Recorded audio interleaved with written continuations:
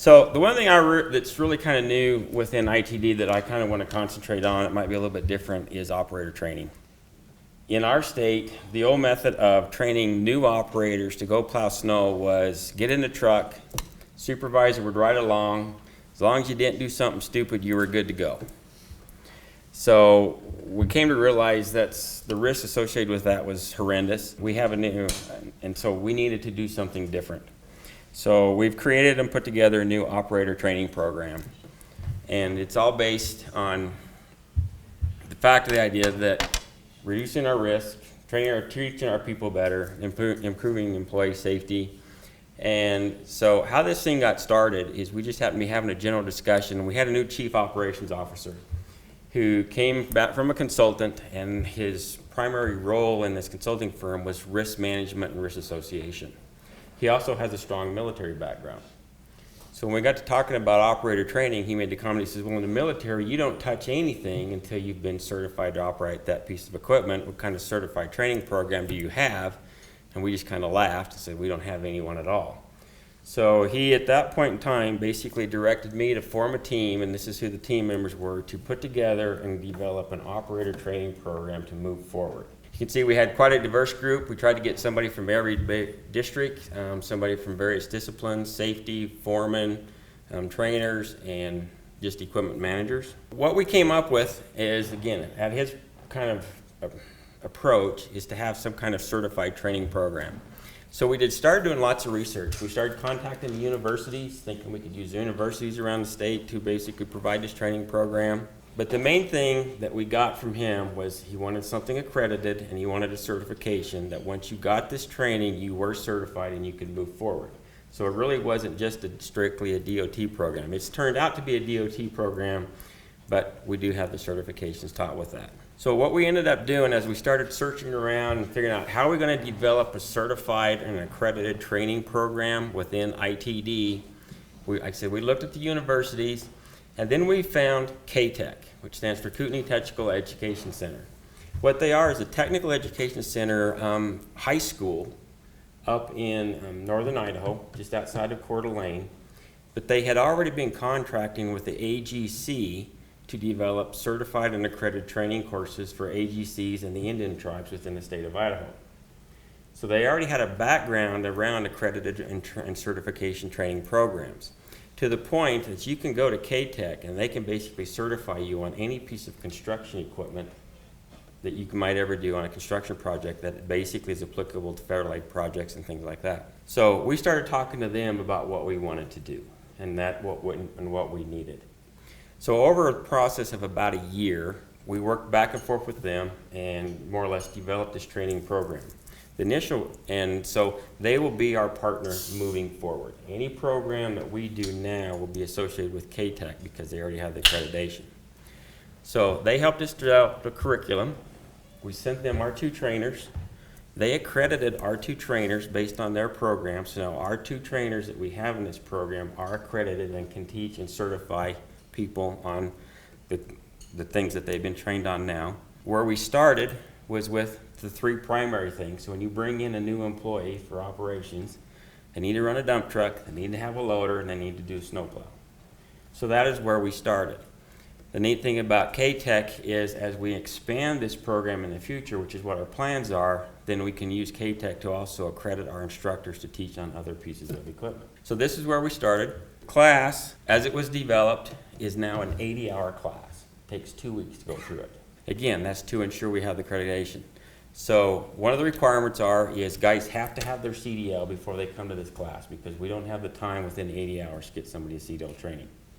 Currently, we are training for CDL internally through operations, so a foreman will help a guy get his CDL and move forward like that.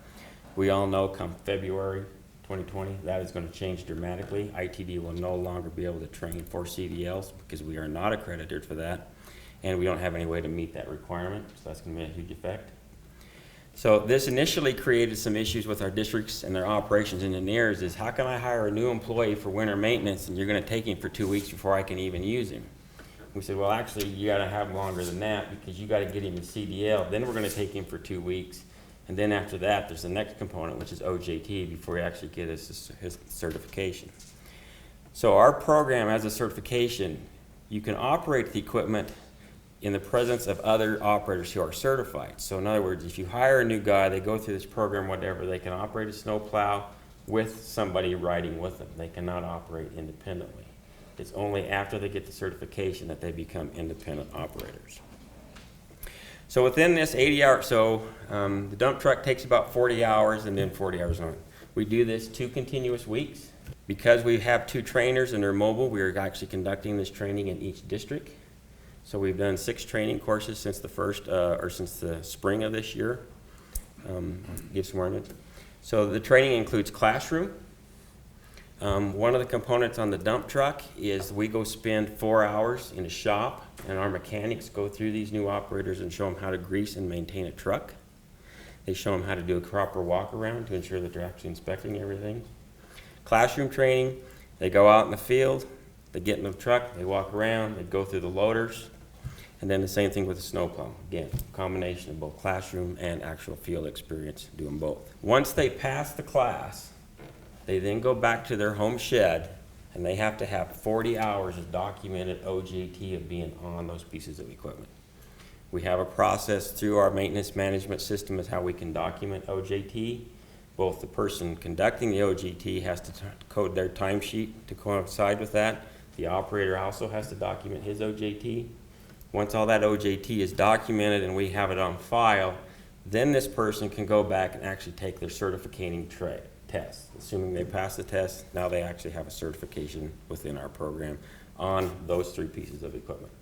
No, we had another quasi-formalized program before where if you were a snowplow operator, you had, through our horizontal career path for technicians, is you had to take a training on snowplows, dump trucks, loaders and whatever, and you actually got a card. The fallacy about that particular program, which is why we created this one, is I've never been in a snowplow, I could pass that test.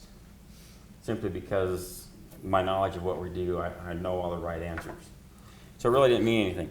So what we've decided to do is, because we do have experienced operators under that certification, is like all certification programs, your certification will expire, and we established it at a 5-year level.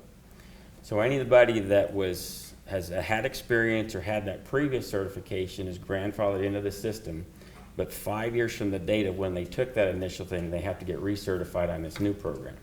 The new program for recertification is about a 6-hour class and a test, so it's not the 80-hour program, whatever.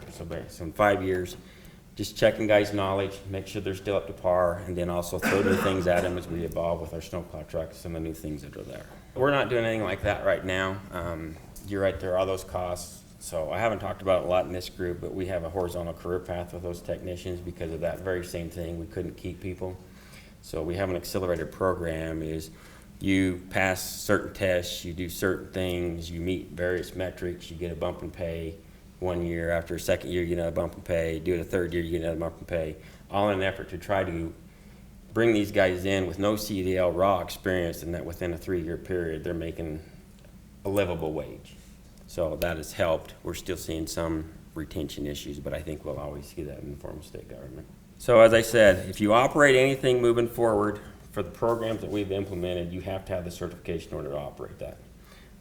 At the current time, we've only got dump truck, loader, and snowplow in play. However, we are expanding beyond that, and that's kind of the last slide. So to date, like I said, our first class started in March of this year. 10 sessions, 67 operators. This is the first group that passed the class. We've received really good response from these guys, because a lot of these guys that were in this first class, we actually hired them a year ago.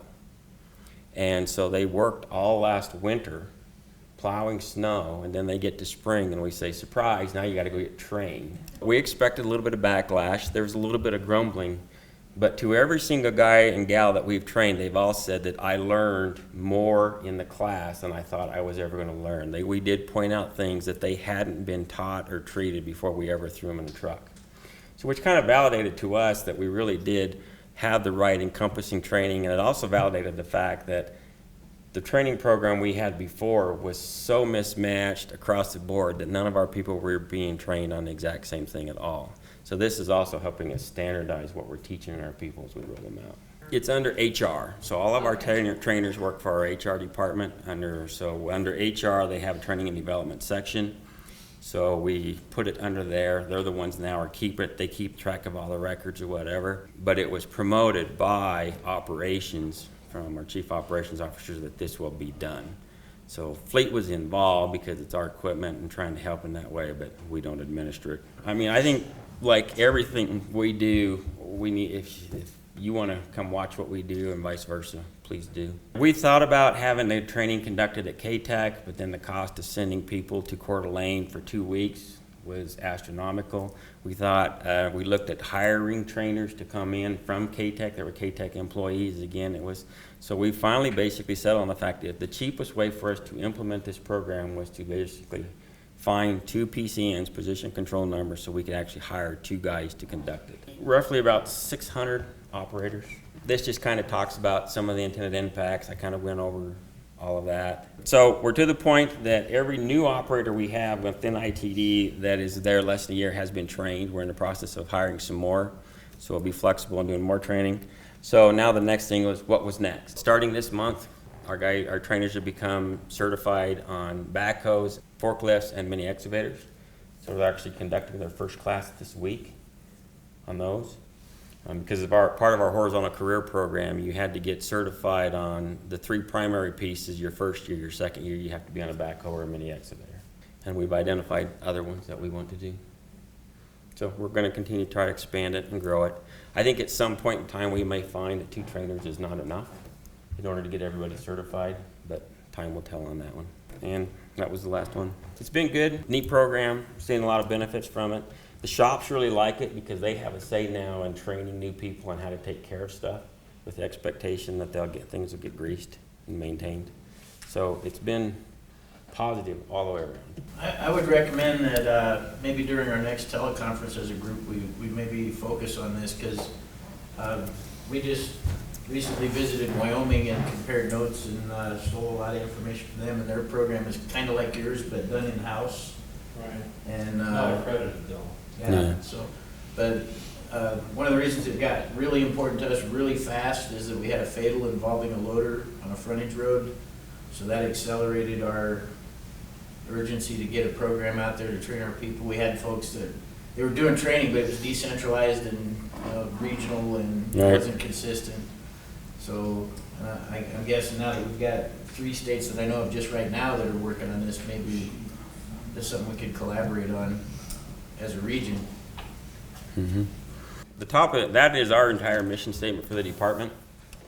And so it used to be that it was portrayed that that's to who we serve. Then one of our district engineers, you get rid of all the whys, then it's our safety. So now it's really become basically the motto of the employees as well. All right. Thanks, everybody. Thanks for the great conference. Enjoyed it. Enjoyed the interactions as always. The preceding was produced by the National Center for Pavement Preservation. More information can be found on the web at pavementpreservation.org. Additional support provided by Michigan State University.